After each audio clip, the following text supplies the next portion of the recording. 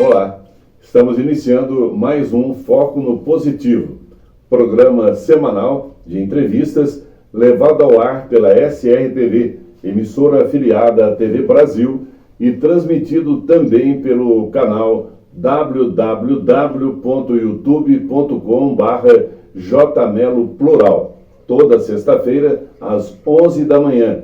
Esse programa é também retransmitido pelos mesmos meios de comunicação aos domingos à 1 da tarde.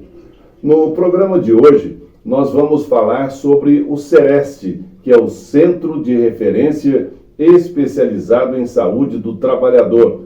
Para tanto, convidamos a enfermeira Camila Ribeiro, coordenadora do Sereste Regional, com sede em Amparo, e a psicóloga Camila Nascimento, também lotada no Sereste Regional, sediada no município de Amparo.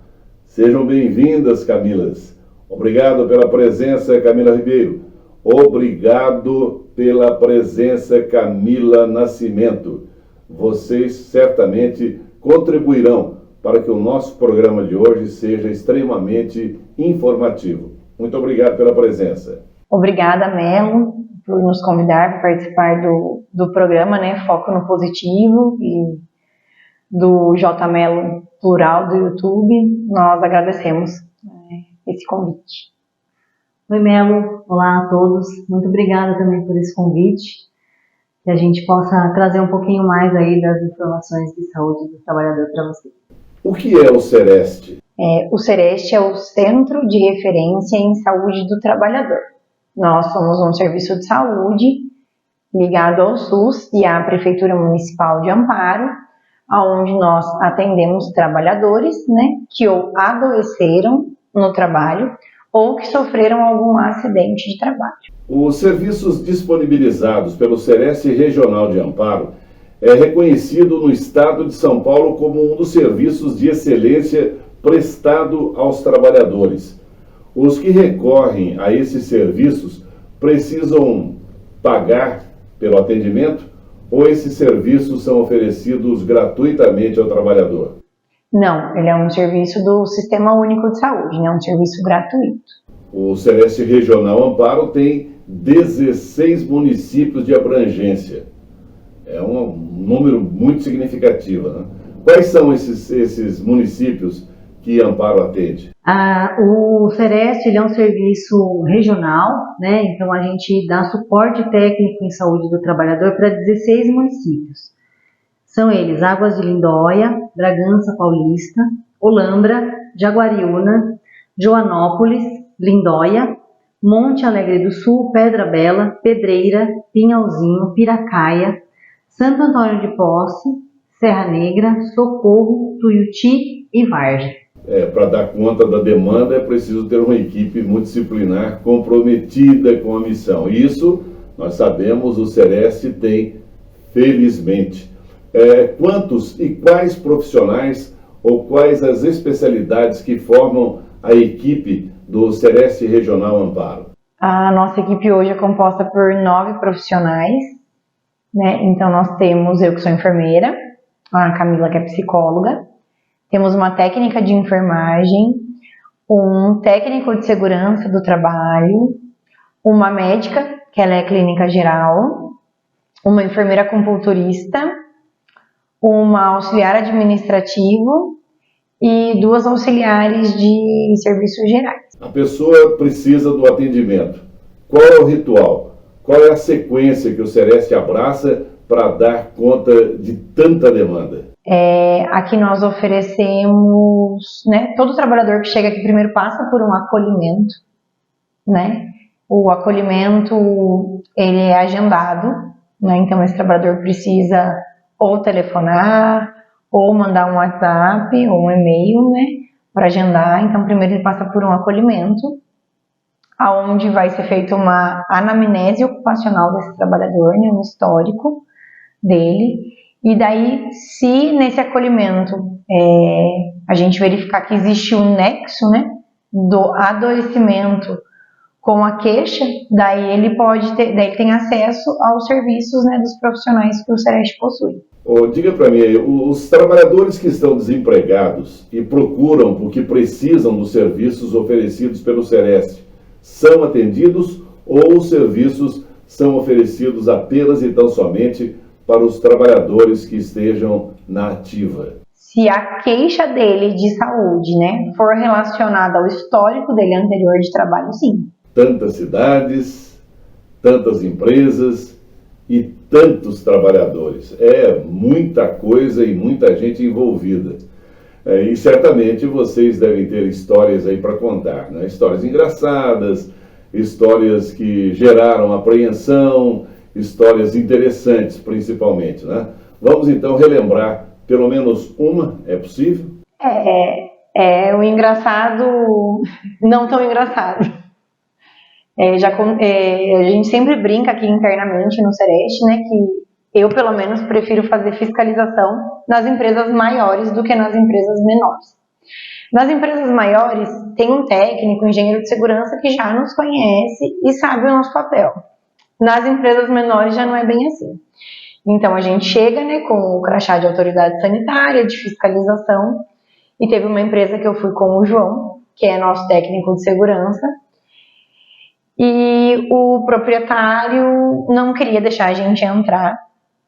Ele foi bem grosseiro, ele foi bem ameaçador, né, para cima de mim com o João, e nós tivemos até que chamar a guarda municipal para dar um apoio para a gente conseguir, né, realizar essa fiscalização. Graças a Deus, né, depois desse fato ocorrido, ele entendeu o nosso papel. A gente teve que voltar, né, nessa empresa outras vezes, e daí já foi mais ameno, mais tranquilo, mas foi uma situação bem constrangedora naquele momento que aconteceu. Bem, nós sabemos que o Sereste tem como finalidade o trabalho voltado à assistência, à educação em saúde e também à vigilância em saúde do trabalhador. Mas, logicamente, que eu particularmente acredito mesmo com a ampla divulgação feita. Muita gente procura o Sereste para pedir serviços que fogem, na verdade, à competência do Sereste. Isso acontece ou não?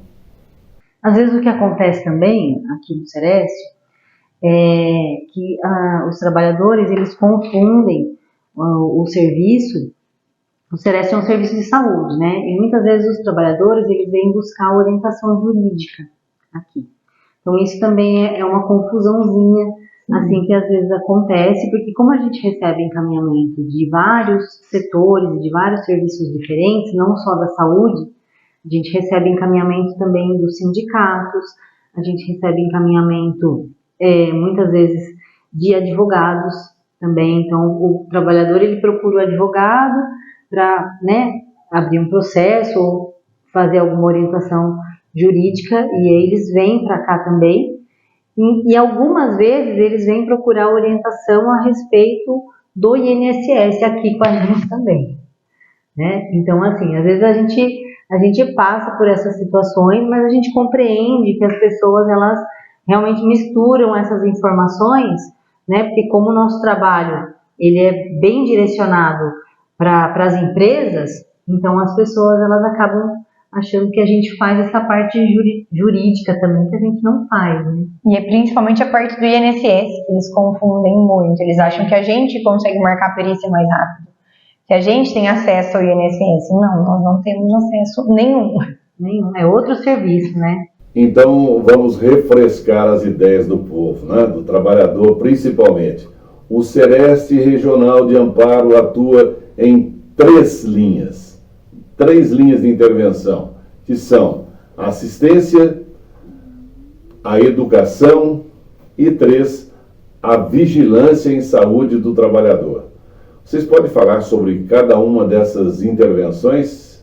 A assistência, né, o que eu já expliquei, que é a questão dos acolhimentos, né, e depois, né, que no acolhimento viu o nexo causal, né, da doença com o trabalho. Daí, internamente, nós fazemos os encaminhamentos necessários, que é ou para médica, clínica geral, ou para psicóloga, ou para fazer um tratamento de acupuntura, se esse trabalhador já tiver um diagnóstico, né? E a acupuntura for ajudar ele. E também, se necessário, encaminha para especialista, né? Para fazer uma fisioterapia fora do Sereste. Na parte de fiscalização, né? Nós trabalhamos fiscalizando os acidentes de trabalho que são considerados graves, né? Então, o que é um acidente grave?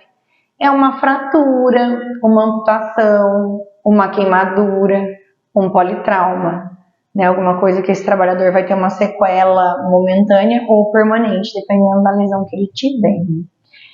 Nós também fazemos fiscalização de denúncias, né? Vinda do canal 156, que é da Prefeitura de Amparo, ou também de pedidos do Ministério Público do Trabalho de Campinas, que nós temos um termo de cooperação técnica com eles, então às vezes a gente faz fiscalização a pedido deles também.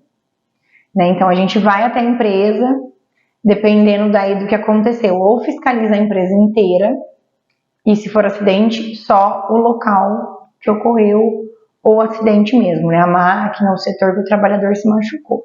Nisso é gerado um relatório com algumas recomendações para que a empresa, né, se adeque e não machuque outros trabalhadores. Porque não é ideal que o trabalhador se machuque, nem para nós da saúde, nem para o trabalhador e muito menos para a empresa, né? Que a empresa vai ficar com um trabalhador a menos, né, com uma mão de obra a menos, sobrecarregando outros, né, trabalhadores e expondo outros trabalhadores ao risco também. E tem a parte da educação, né? Você perguntou. Nessa área de educação em saúde do trabalhador, a gente realiza palestras, nós realizamos capacitações, né? Os matriciamentos nas unidades de saúde, principalmente, né? Que é a nossa rede Sentinela, que a gente chama, né? Porque a unidade de saúde é uma das portas de entrada dos adoecimentos relacionados ao trabalho. Então, a gente, nesses matriciamentos, o que a gente faz? A gente leva para a equipe, né, de saúde essa visão relacionada à saúde do trabalhador, né, para eles poderem relacionar o adoecimento daquele paciente com o trabalho. Para quê? Para que eles encaminhem para a gente, de orientação em CIPAT, né, nas empresas, as empresas que já conhecem o nosso trabalho e elas veem o nosso trabalho como uma parceria, né? Elas nos solicitam escolas, né, cara? O Liceu, a Unifia, sim, são parceiros nossos também. São parceiros, né, para a gente poder levar esses temas aí ao maior número de pessoas possível.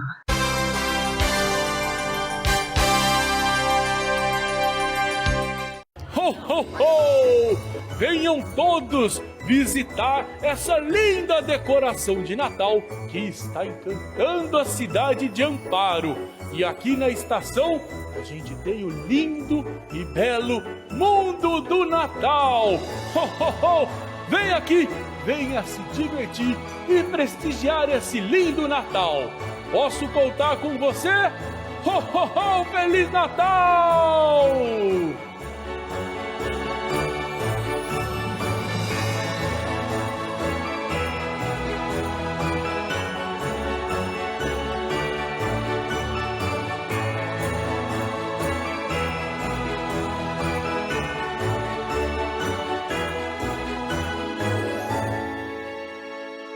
Vamos tocar agora num assunto delicado que tem causado muito sofrimento aos trabalhadores, principalmente às trabalhadoras.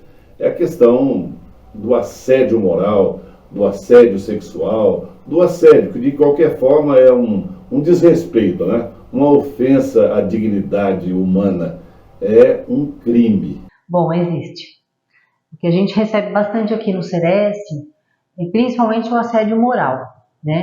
Que é a violência psicológica relacionada ao tratamento interrelacional no ambiente de trabalho.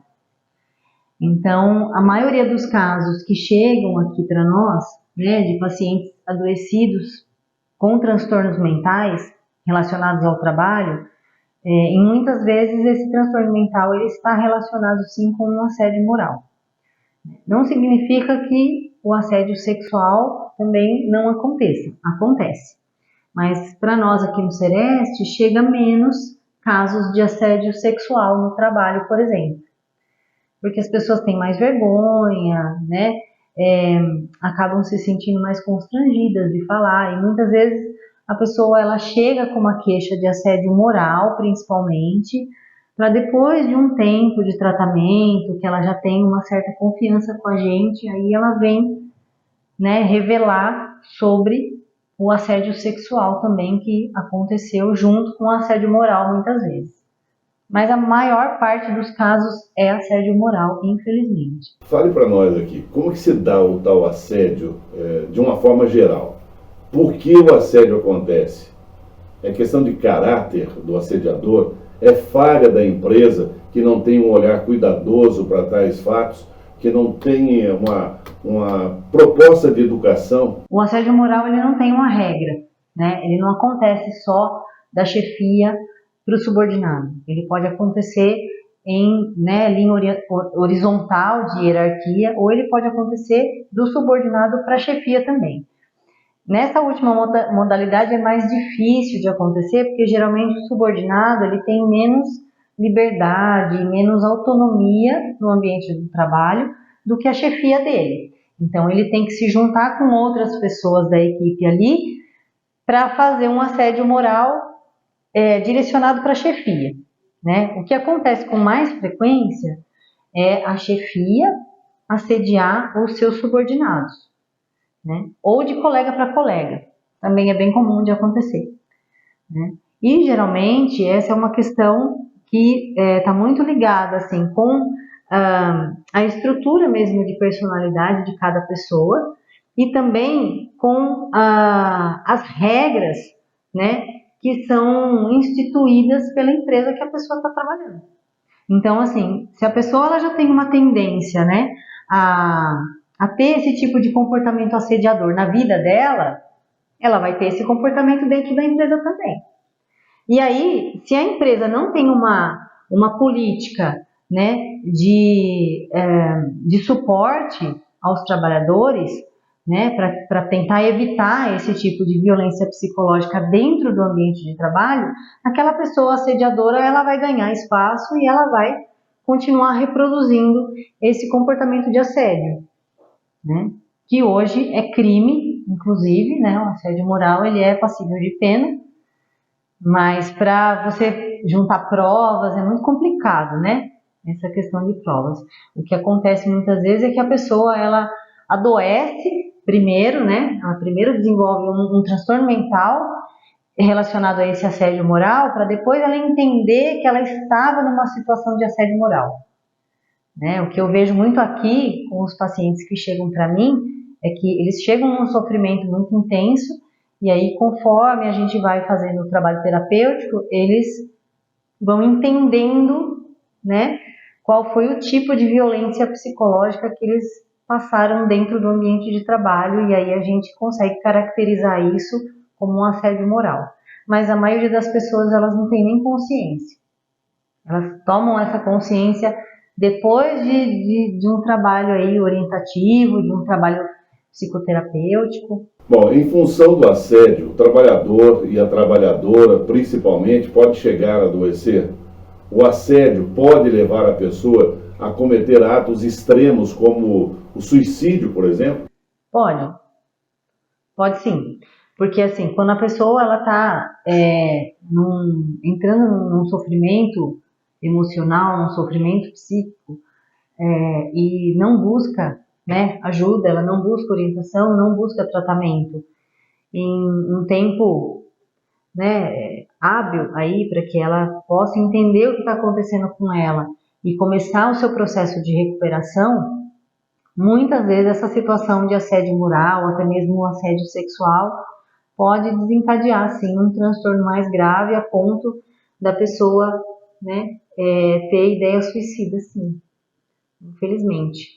E aí a gente, né, chega em diversas questões que são preconceito, né, muitas vezes a pessoa ela tem preconceito de buscar ajuda profissional, ela tem vergonha, né, porque as pessoas elas são muito cobradas, né? Eu tenho que dar conta de tudo, né? Como que eu vou falar que o meu chefe me maltratou? Se eu preciso do trabalho, eu preciso continuar trabalhando porque eu tenho que sustentar minha família, né? Se eu falar isso para alguém, vão achar que eu estou mentindo. Então, assim, as pessoas elas têm essas fantasias ainda, né? Assim, um grande número de pessoas ainda tem essa fantasia, né? Que se você procurar ajuda, você está assumindo a sua fraqueza, né? Você está assumindo sua derrota. E é pelo contrário, né? Quando a gente consegue perceber a nossa dificuldade, perceber a nossa fragilidade e aí sim procurar uma ajuda profissional, uma orientação que seja, né? A gente está se fortalecendo, né? E não assumindo a nossa fraqueza, né? A gente está assumindo, na verdade, né, que eu posso entender essa situação melhor para eu poder ganhar forças para poder sair desse sofrimento. E isso muitas vezes as pessoas elas confundem, né? Nossa sociedade ainda tem esse tabu aí, né? Que é um preconceito muito grande que às vezes acaba atrapalhando no processo de recuperação mesmo das pessoas. Muita gente preconceituosa diz que doença mental ou alguns tipos aí de transtornos, né? Na verdade são falta do que fazer. E dizem ainda que doenças mentais como tristeza profunda, depressão, etc., são, na verdade, frescuras, né? Invenção das pessoas que não têm o que fazer e que um tanque cheio ou um terreno para capinar resolveria. As doenças mentais são reais. Quem está em sofrimento deve procurar atendimento especializado? O que vocês podem dizer sobre isso? Sim, a depressão, ela é uma doença catalogada, né, no CID-10, né, que é a Classificação Internacional das Doenças. Isso já há muitos anos, né, já tá especificado a depressão como uma doença. E aí o que acontece é o preconceito mesmo das pessoas, né, porque muita gente que nunca passou, né, por um estado depressivo não sabe o que isso pode acarretar de prejuízos na vida da pessoa que está vivendo um processo depressivo, por exemplo, né? E aí isso não tem a ver com as atividades que a pessoa realiza, né? Ela precisa ter coisa o que fazer, né? É falta do que fazer, né? Se você arrumar coisa para essa pessoa fazer, ela vai sarar. Não tem a ver com isso, né? Muitas vezes a depressão ela tem mais a ver com a leitura que esse indivíduo faz do mundo que ele vive do que das tarefas que ele tem para realizar, né? Muitas vezes as pessoas que adoecem de depressão são pessoas que acumulam tarefas, né? Então essa piada, né? Essa piada social aí, ela não tem muito fundamento na realidade, não, né? Muitas vezes a pessoa depressiva é uma pessoa que acumula tarefas, que não sabe impor limites, que para ela é difícil dizer não para as pessoas, então todo mundo pede, solicita e ela vai aceitando, até o momento que ela sobrecarrega e aí, como forma de defesa, né, a depressão, o nome mesmo fala, né, depressão, ela deprime o sistema nervoso central. Então, as conexões neuronais, elas abaixam a frequência. Para quê? Para que a pessoa pare um pouco, né, para ela parar e rever, né, quais são os valores e as motivações que ela tem na vida dela. Então, assim, a questão da depressão é uma questão muito mais profunda, né, do que simplesmente a falta do que fazer. Quantos atendimentos foram feitos pelo Sereste no primeiro semestre de 2022? Pessoas marcaram consultas e não compareceram? Isso é ruim, porque isso realmente aconteceu, né? No primeiro semestre desse ano, o Sereste teve 1.467 atendimentos de trabalhadores, né? Desde que passaram em acupuntura, em consulta médica, atendimento psicológico e acolhimento. Lembrando que esses foram os que compareceram, né? Fora os que faltaram, né? Infelizmente, tem uma média de 20% desse número, né? de que estavam agendados e não compareceram, né? E isso às vezes, né, atrasa o tratamento de outras pessoas, porque às vezes, a acupuntura, por exemplo, a acupuntura sempre tem fila de espera, né? Então a gente sempre tenta marcar no horário mais fácil e melhor para esse trabalhador conseguir realizar o tratamento. E daí às vezes a pessoa fala que pode vir e não vem.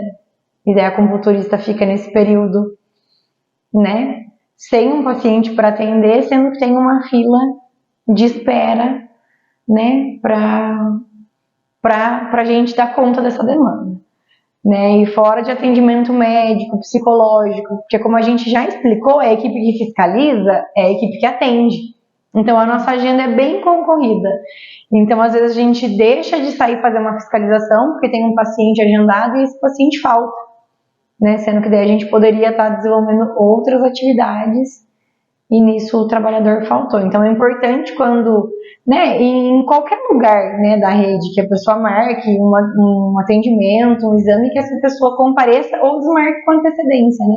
Porque daí tem outras pessoas na fila de espera e já vai adiantando essa fila. Quantas fiscalizações aconteceram no primeiro semestre de 2022? Nós fizemos 93 fiscalizações no total, desde contando de acidente de trabalho, fiscalização de retorno, de denúncias, foram 93. As fiscalizações são feitas apenas no município sede, no caso Amparo, ou podem e são feitas em outros municípios atendidos pelo Sereste Regional de Amparo? Assim, a maior parte é em Amparo, mas nós damos bastante apoio para alguns municípios, então tem tantas fiscalizações em Amparo quanto fora.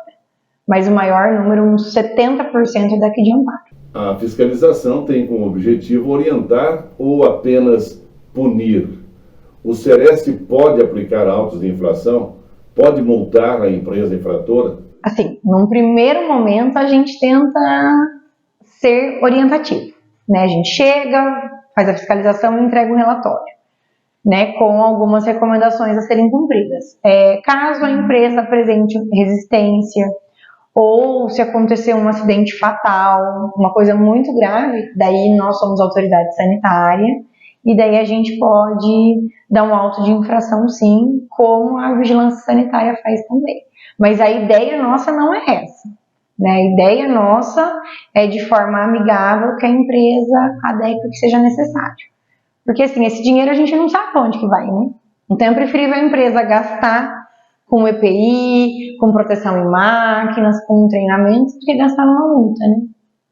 Melhorar o ambiente de trabalho lá para o trabalhador dentro da empresa, né? A gente trabalha nesse sentido sempre. Nunca a gente vai fazer uma fiscalização visando a multa, A punição, né? Porque a multa é a última punição, é o último tipo de punição que a empresa pode receber. E é o que a Camila falou, para a gente não é interessante, porque se o nosso foco de trabalho é a prevenção, né, de saúde, ter esse lado, né, voltado aí, olhando mais para a preservação da saúde do trabalhador que está lá dentro da empresa trabalhando, se a empresa pagar a multa, para o trabalhador não vai mudar nada. Então, para a gente é muito mais interessante, né, que essa empresa se conscientize, que se ela tiver um ambiente de trabalho legal, protegido, com a máquina protegida, com tudo de acordo com a lei, né, para proteger esse trabalhador, ele vai trabalhar seguro, saudável, né, e vai produzir muito mais para essa empresa. Bem, apesar da exiguidade do tempo, nós não podemos deixar de tocar no assunto que leva muita gente a adoecer, física e mentalmente. Excessos de cobrança, excessos de autocobrança, acúmulo de trabalho e de responsabilidade, falta de capacidade de dividir tarefas e, finalmente, a chegada da tal síndrome de burnout.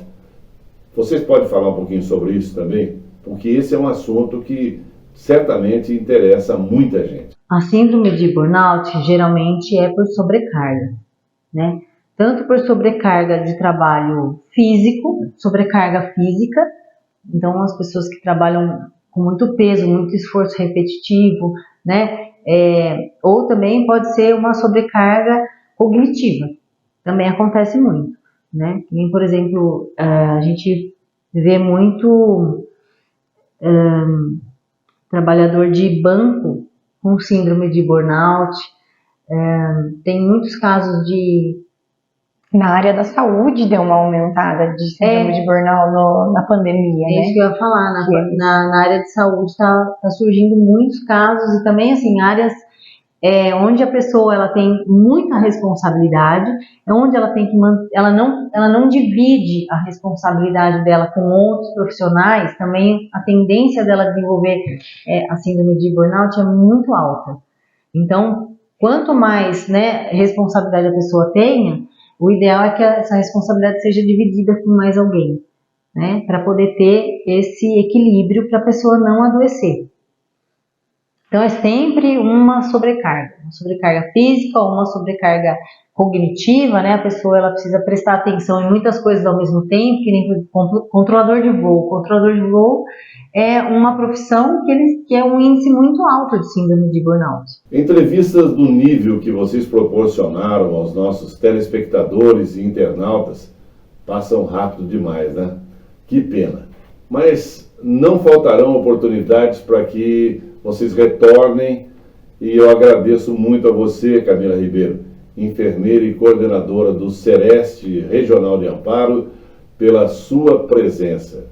Ela foi realmente muito importante no nosso programa de hoje. Obrigada, Melo, né, por mais essa participação, por esse espaço para a gente poder divulgar um pouquinho, né, do Sereste.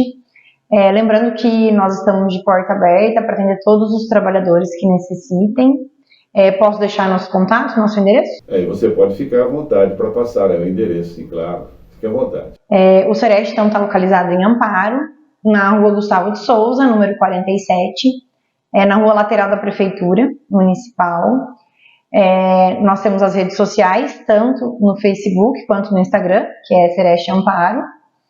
E também temos nosso telefone, que é o 3808-5327, que o trabalhador tanto pode ligar, quanto mandar uma mensagem por WhatsApp para agendar o atendimento, para esclarecimentos também. A presença das Camilas, logicamente que são muito importantes, né?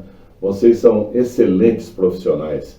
E os temas que abordam com tanta competência e com essa didática que fica fácil de entender, são de grande ajuda aos trabalhadores.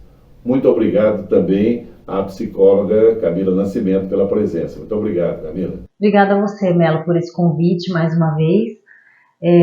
Eu queria só acrescentar aqui, né, que a gente também faz essa parte de orientação, de educação em saúde, né, a pedido das empresas, né, que acho que a gente falou rapidamente, né, sobre isso, mas você trouxe alguns temas, né, a síndrome de burnout, né, depressão, até mesmo a questão relacionada ao suicídio, onde está sendo falado muito, né, sobre esses temas ultimamente, e que a gente está à disposição, né, se as empresas quiserem o nosso apoio, quiserem a nossa ajuda, a nossa orientação em relação a qualquer um desses temas, que podem nos procurar aqui no Sereste, que a gente vai fazer esse apoio com todo o prazer do mundo, né? Porque quanto mais pessoas saudáveis trabalhando, para nós, melhor. O mundo ideal. Então, muito obrigada, Melo. Encerramos aqui mais uma edição do Foco no Positivo. Lembramos a todos que esse programa vai ao ar toda sexta-feira, às 11 da manhã, pela SRTV, emissora afiliada à Rede Brasil de televisão, e é reprisado aos domingos a partir das 13 horas.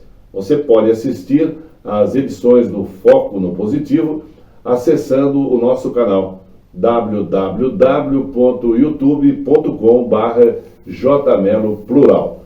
Muito obrigado a todos pela audiência. Fiquem com Deus e até a próxima edição do Foco no Positivo, se Deus assim nos permitir. Foco no Positivo, variedade com credibilidade. Obrigado.